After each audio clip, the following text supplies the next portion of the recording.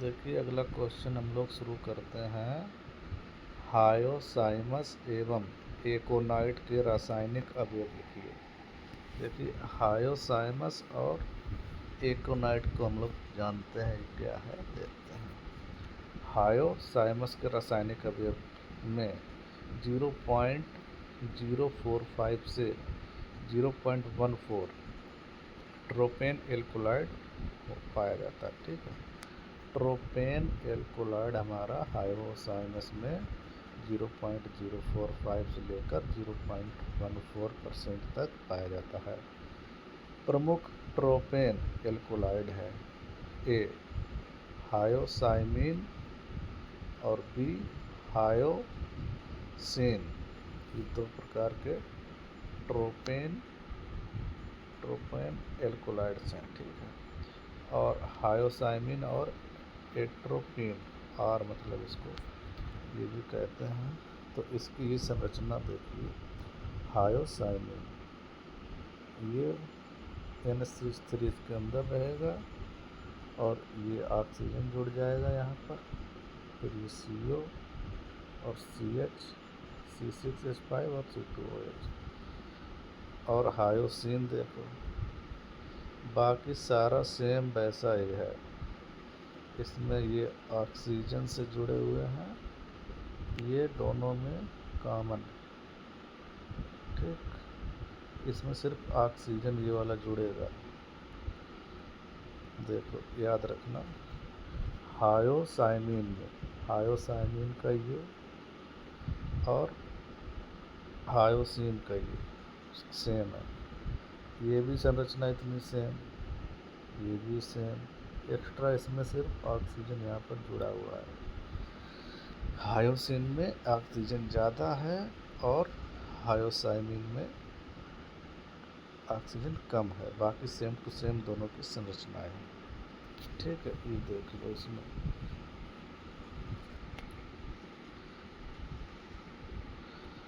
अब हम देखेंगे 3 क्या नंबर इसमें दिया गया। पौधे के पेटियोल में एल्कलॉइड की मात्रा लैमिना और स्टेम से अधिक होती है। देखिए अगर पौधे में सबसे ज़्यादा इसमें एल्कलॉइड्स अगर होते हैं तो पेटियोल में होते हैं। और नंबर 4 हायोसिप्रिन, नंबर 5 कोलिन। ये है अवयव हायोसाइमस के। ठीक है, हायोसाइमस के 5 अवयव दिए गए हैं इसमें। देखो 0.0 ट्रोपेन एल्कोलाइड पाया जाता है और ट्रोपेन एल्कोलाइड दो प्रकार के होते हैं, हायोसाइमिन और हायोसिन। हायोसिन में ऑक्सीजन ज़्यादा होता है, एक मतलब इसका अणु ज़्यादा है ऑक्सीजन का। और फिर पौधे के पेटियल और एल्कोलाइड की मात्रा लेमिना और स्टेम से अधिक होती है पेटियल में। और हायोसिप्रिन और नंबर 5 ये दिया गया है कोलिन। अब देखिए एकोनाइट। अब एकोनाइट के रासायनिक अवयव देखते हैं। एकोनाइट में दो प्रकार के डिटरपेनिक एल्कोलाइड पाए जाते हैं। नंबर ए इसमें दिया diacyl ester of polyhydric amino alcohol. उदाहरण एकोनाइन, नियोलीन, बेंजिल और एकोनाइन एकोनटाइन, हाइपोकोनाटाइन। ये सभी एल्कोलाइड अति विषैले होते हैं। ठीक, इसमें जो ये दिए गए हैं उदाहरण में, ये एल्कोलाइड्स हैं एकोनाइन, एकोटाइन। कभी कभी एल्कोलाइड्स ही पूछ देते हैं, 5 एल्कोलाइड्स के नाम लिखिए, उनके बारे में लिखिए। तो एकोनाइन, नियोलीन, बेंजिल, ये सारे जो एल्कोलाइड है ये जहरीले होते हैं। और ईटाकोनिक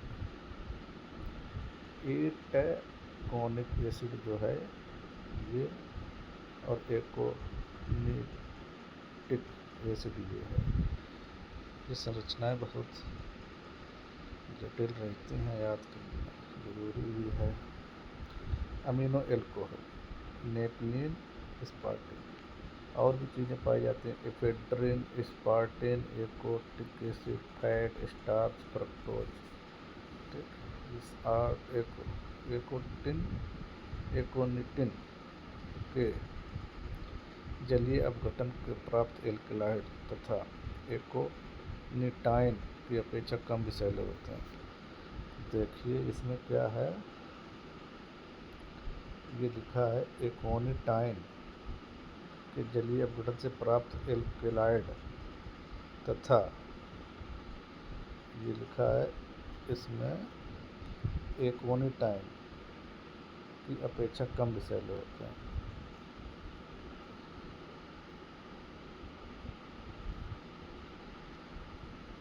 अब देखिए अगला क्वेश्चन हमारे पास है, अफीम व इफेड्रा की प्राप्ति व वास स्थान पर एक नोट लिखिए। अफीम ओपियम, जिसको हम ओपियम कहते हैं, प्राप्ति ओपियम पापावर सोमनिफेरम लिन नामक पौधे से कैप्सूलर फलों को चीरा लगाने से प्राप्त लेटेक्स को सुखाने से प्राप्त ठोस पदार्थ होता है। अब देखो अफीम जो है ना, ये क्या है, पापावर कर सकते हो, और सोमनिफेरम लिम ये एक नाम है, ठीक, ये नाम लिखा हुआ है। पेपावर पढ़ो चाहे पापावर पढ़ लो, कोई बात नहीं। अब औसत अफीम है, याद रखना। सोमनिफेरम लिम एक पौधा होता है जिसके फलों को चीरा लगाने से प्राप्त लेटेक्स को सुखा लेंगे तो उससे हमें ठोस पदार्थ प्राप्त होता है। वास स्थान क्या है, ये कहाँ कहाँ मिल जाएगा हमको, तुर्की में मिल जाएगा,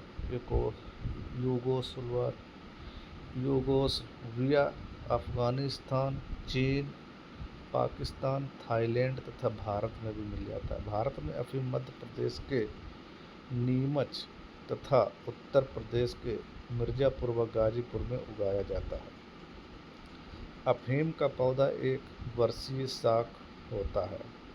इसके पुष्प आकार में बड़े, नियमित, टर्मिनल, सोलिटरी तथा श्वेत रंग में श्वेत तथा गुलाबी रंग के होते हैं। एक पुष्प में 8 कैप्सूल होते हैं।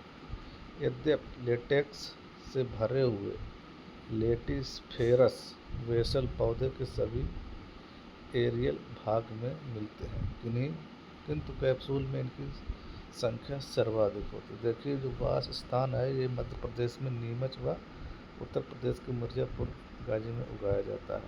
अब हम आपको एक दिखाते हैं पौधा, किस चीज़ का, अफीम का।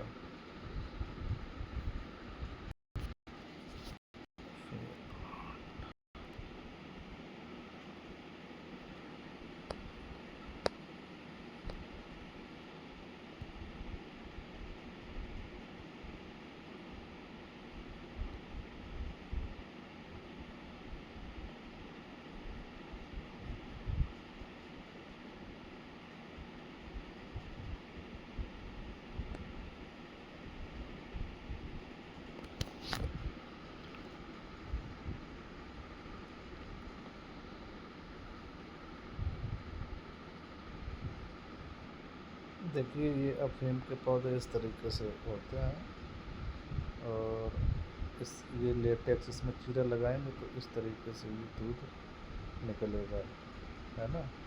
ये हमने गूगल से सर्च करा है आपको दिखाने के लिए। अफीम के पौधे ये इस तरीके से फूल भी लगता है, ठीक।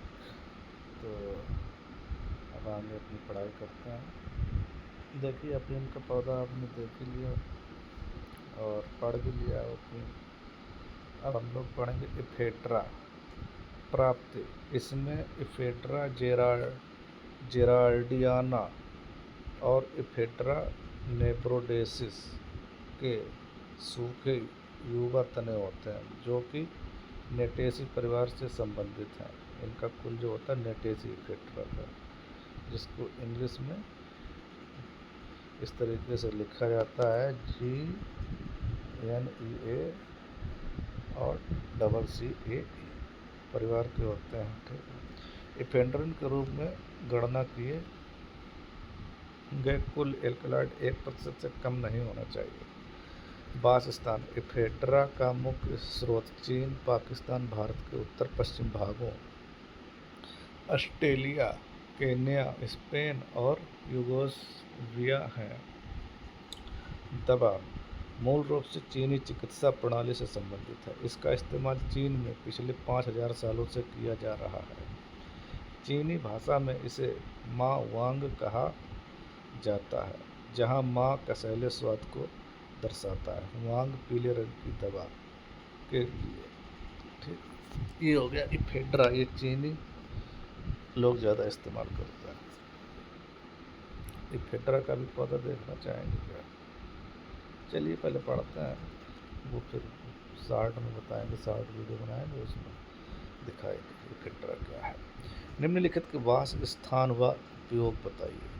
नक्श भूमिका, चाय की पत्ती और कॉफ़ी के बीज। नक्श भूमिका वास स्थान इसका क्या है? यह मूलतः ईस्ट इंडीज तथा श्रीलंका के जंगलों में पाया जाता है। वर्तमान में इसे श्याम, उत्तरी ऑस्ट्रेलिया और भारत के कोचीन, गोरखपुर, बिहार, उड़ीसा, तमिलनाडु तथा मालाबार तट पर उगाया जाता है। ठीक, नक्श भूमिका का पेड़ 12 से 15 मीटर ऊंचा होता है और इसका बीज एक बेरी होता है, बेर की तरह होता है, इसे बेरी बोलते हैं, जिसका व्यास 3 से 5 सेंटीमीटर होता है। यह लगभग गोलाकार होता है। इसका एपिकार्म चर्म के समान होता है, जो स्वाद में तीखा। प्रत्येक फल में 3 से 5 बीज होते हैं। उपयोग किस तरीके से करा जाएगा हमारे नक्श भूमिका का? परिसंचरण तंत्र के उत्तेजक के रूप में, पाचन क्रिया का उद्दीपन करने में, नर्व तथा सेक्स टॉनिक के रूप में, कीड़े मारने में, वर्माइन किलर, एल्कोहल विषाक्तता, पॉइजनिंग में, वायु विकार में और कुत्ते, चूहे तथा बिल्ली को मारने के लिए जहर के रूप में। चाय की पत्ती, टी लीव्स, वास स्थान।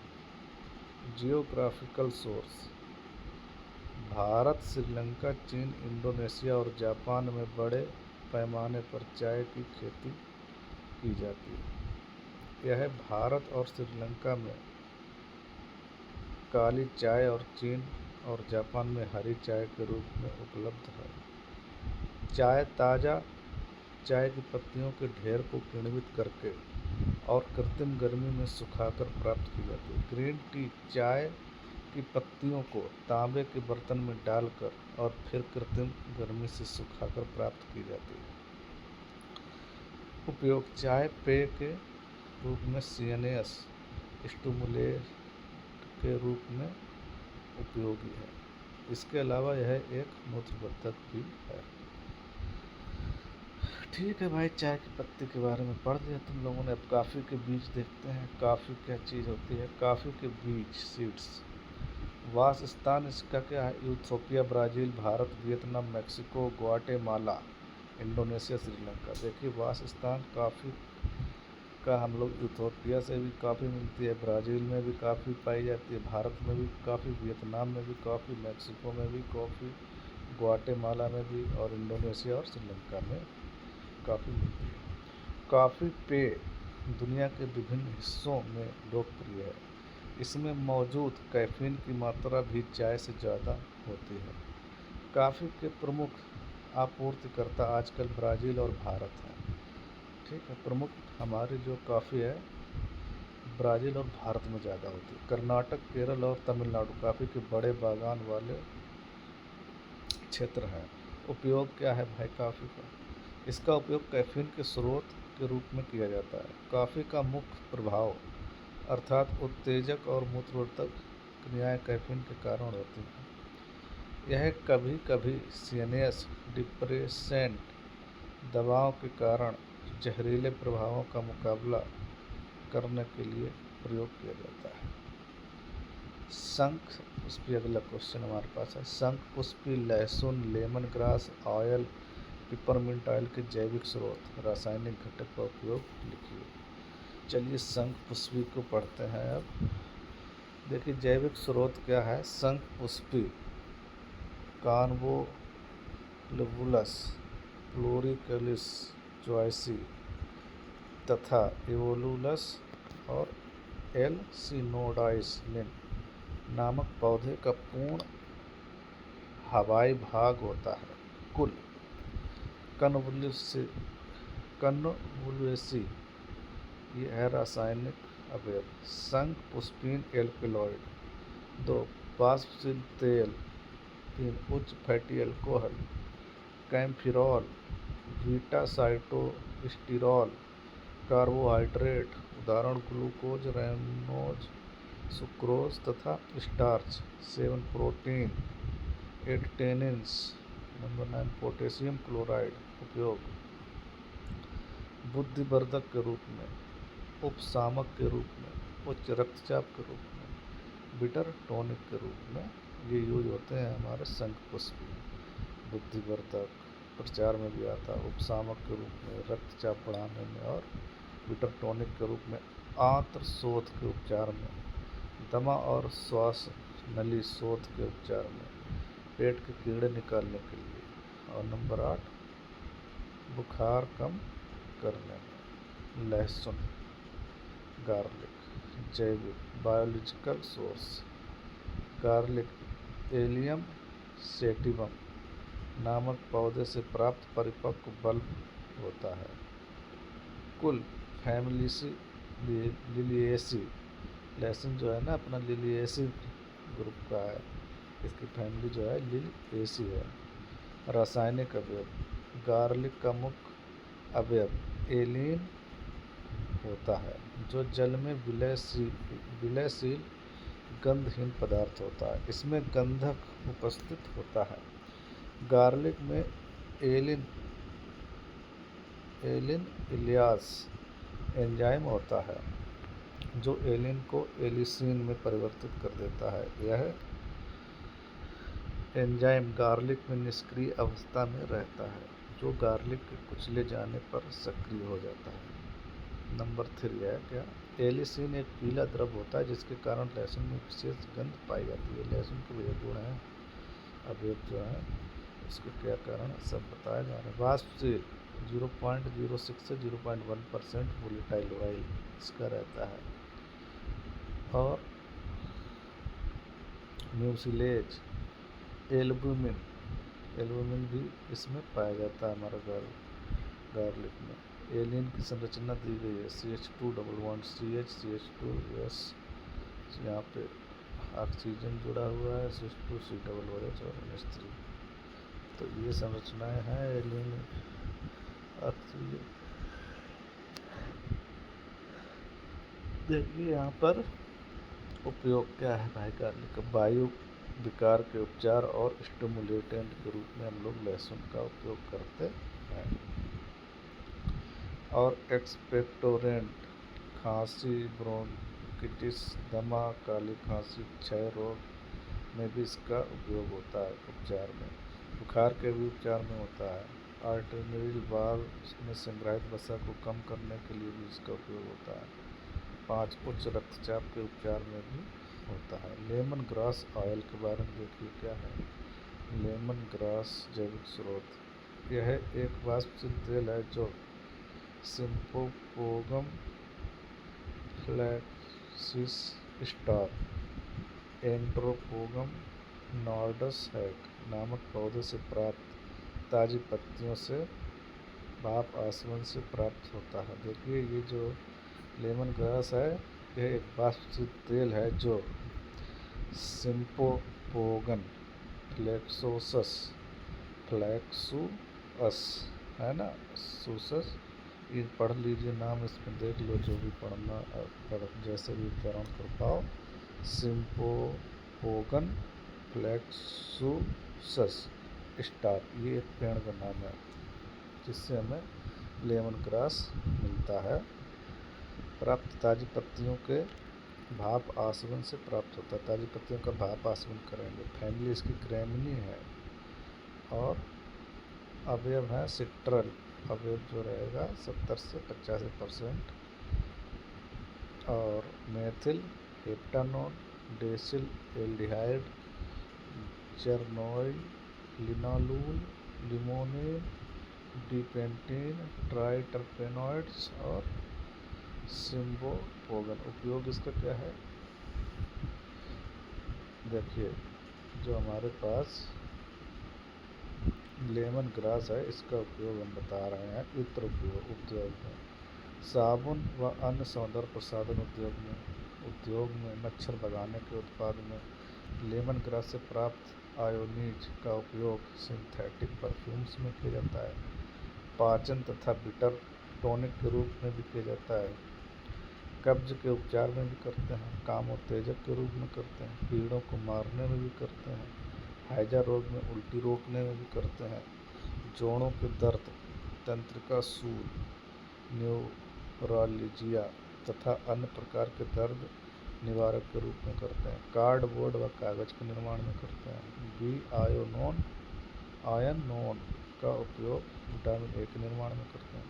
अब देखिए पिपरमिंट ऑयल क्या होता है, जैविक स्रोत इसका क्या है। पिपरमिंट का तेल वाष्पशील तेल होता है जो मेंथा पिपरटालिन नामक पौधे से एरियल फ्लेवरिंग पार्ट को आसमन करके प्राप्त किया। देखिए मेंथा पिपरेटालिन, ये इससे पिपरमिंट मिलेगा तो पिपरेटालिन लास्ट में है, आगे मेंथा याद रखना है। मेंथा पिपरेटा और लिन नामक पौधे से हमें एरियल फ्लेवरिंग पार्ट को आसमन करेंगे तब हमें प्राप्त होगा पिपरमिंट। कुल इसकी है लेविएटाई है ना, लेविएटाई कुल है पिपरमिंट का। इस तेल में कम से कम 5% ईस्टर तथा 50% मेंथोल आवश्यक उपस्थित होना चाहिए। पिपरमिंट ऑयल को मेंथा आर्बेनेसिस लिन भारतीय प्रजाति से भी जाना जाता है। रासायनिक अवयव केमिकल कॉन्स्टिट्यूएंट इसका क्या है?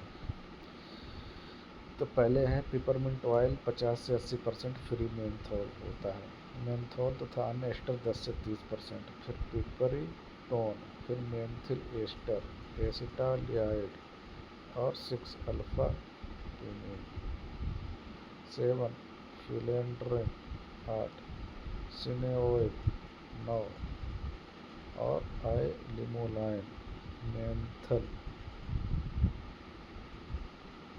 मेंथोन, मेंथिल इलिटेट, पिपरिटोन, ये सबकी संरचनाएं दी हैं। और उपयोग क्या है भैया पिपरमिंट का? फार्मास्यूटिक्स एड के रूप में, सुगंधित पदार्थ के रूप में, फ्लेवरिंग एजेंट के रूप में भी, कार्मिनेटिव और स्टिमुलेटेंट के रूप में, काउंटर इरिटेंट के रूप में, ऐठन रोधी, स्पैसमोलिटिक के रूप में, कन्फेक्शनरीज एंड चेविंग गम्स के रूप में, टूथपेस्ट जेली के निर्माण में, फार्मास्यूटिकल सिरप बनाने में। देखिए पिपरमिंट एक ऐसी चीज़ निकल के आई है जिसका उपयोग देखो फ्लेवरिंग एजेंट में भी रहता है, ऐठन रोधी के रूप में भी रहेगा, टूथपेस्ट में भी रहेगा, चिंगम में भी रहेगा, फार्मास्यूटिकल सिरप में भी रहेगा। चिंगम, सिरप, सुगंधित एजेंट है ना, ये सब टूथपेस्ट याद रखना, पिपरमिंट का यूज होता है। अब देखिए दीर्घ क्वेश्चन अब हम लोग दूसरे वीडियो में करेंगे, हो रहा है बड़ा। ठीक है, धन्यवाद।